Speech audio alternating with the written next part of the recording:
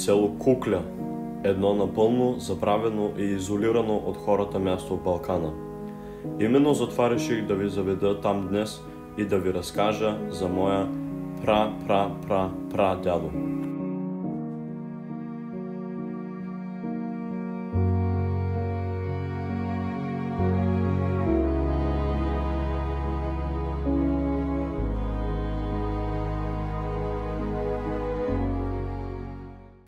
По-настоящем в селото няма постоянно заселени жители. Сведения за възникването на селото няма, но се знае, че то, както и другите села в района, са масово заселени от преселници от Дунавската равнина. Към 1934 година селото има 102 жители.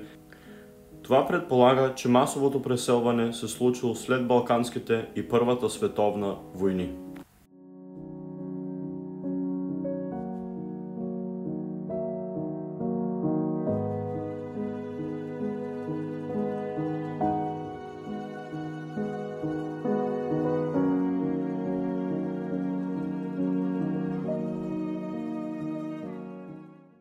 Здравейте! След близо 20-минутно пътуване от Дряново пристигнахме в това прекрасно изоставено село Кукля.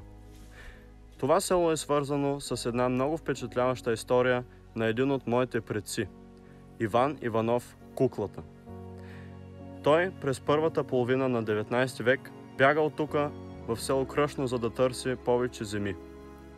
Фамилията му Куклев или Куклата показва, че той е именно от тук.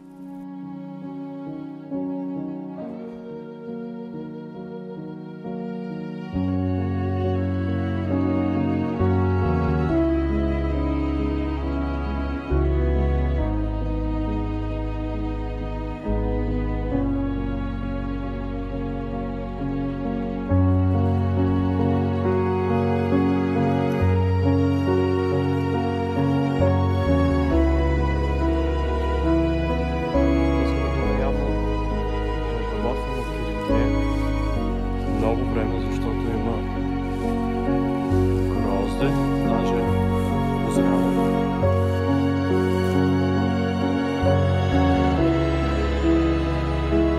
Ярчева и гюлева